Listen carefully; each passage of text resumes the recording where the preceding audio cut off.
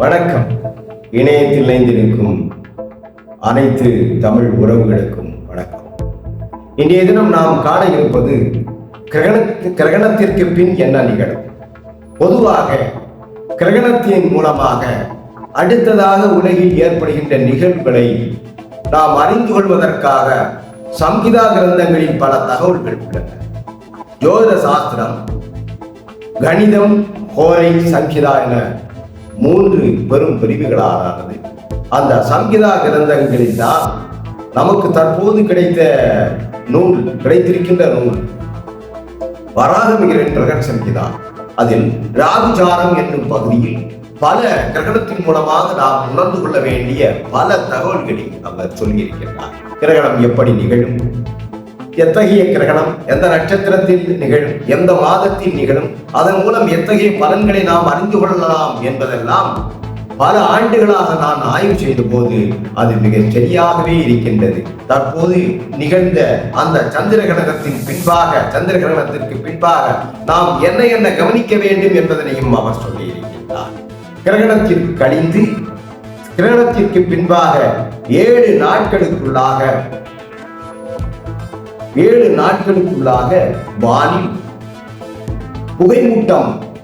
பனிமூட்டம் தோன்றியது என்றால் அதிகமாக நோய் பரவுகள் ஏற்படும் என்பதை நாம் உணர்ந்து கொள்ள வேண்டும். கொரோனா தோன்றுவதற்கு முன்பாக இத்தகைய அமைப்புகள் பல நாடுகளில் உருவாகியிருந்தன. அப்போது சந்திர கிரகணமோ சூரிய கிரகணமோ ஒன்று ஏற்பட்டது.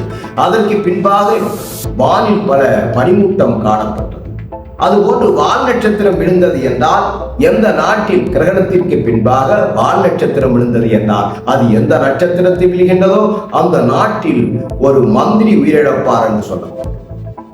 அதுபோன்று பல வண்ண மேகங்கள் சந்தியா காலங்களில், மாலை, காலை, மதியம் இந்த காலங்களில் பல வண்ணங்களில் மேகக்கூட்டங்கள் வானில் தென்பட்டது என்றால் மிகப்பெரிய அச்சமும் போர் பதட்டமும் ஏற்படும் என்றும் அவற்றை நாம் உணர்ந்து கொள்கின்ற ஒரு குறிகாட்டி என்றும் பிரகட் சம்ஹிதாவிலே வராக வீரர் கூறுகின்றார்.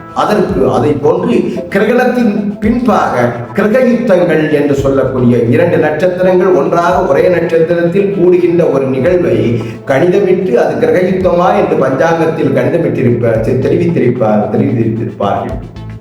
அத்தகைய நிகழ்வு கிரக யுத்தமானது நிகழ்ந்தது என்றால் மன்னர்களுக்கிடையே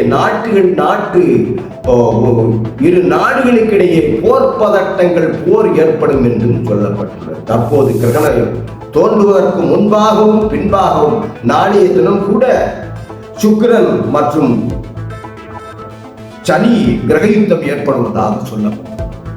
ஆக இந்த நிகழ்வுகள் எல்லாமே நாம் கிரகணத்தால் உணர்ந்து கொள்வதற்காக கூறப்பட்டவைதான்.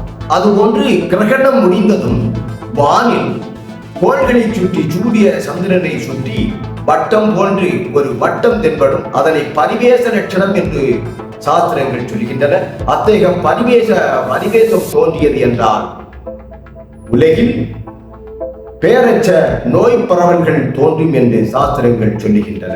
கொரோனாவிற்கு முன்பாக சீனாவிலே சூரியனை சுற்றி இத்தகைய பரிவேட தோட்டம் கிரகணத்திற்கு பின்பாக தோன்றியது என்பதனை நீங்கள் உணர்ந்து கொள்ள வேண்டும். அதுபோன்று வானவில் தோன்றியது என்றால் கிரகணம் முடிந்து 7 நாட்களுக்குள்ளாக வானவில் தோன்றியது என்றால் உலகில் பஞ்சம் ஏற்படும் என்றெல்லாம் சொல்லப்பட்டுள்ளது. இப்படி கிரகணத்தை நாம் கவனித்தோம் என்றால் அடுத்ததாக உலகில் நிகழ்கின்ற பல நிகழ்வுகளை நாம் உணர்ந்து கொள்ள வேண்டும். பிரபலமானவர்களுடைய மரணத்தை கூட நாம் உணர்ந்து கொள்கின்ற கிரகணத்தின் மூலமாக உணர்ந்து கொள்ள முடியும் என்ற தகவலை உங்களோடு பகிர்ந்து கொள்கின்றேன்.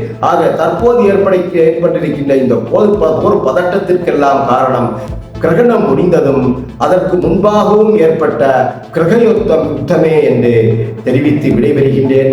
உங்கள் ஜோதிட வித்தகர் அம்சி வி.கே. விவேகானந்தன். வணக்கம்.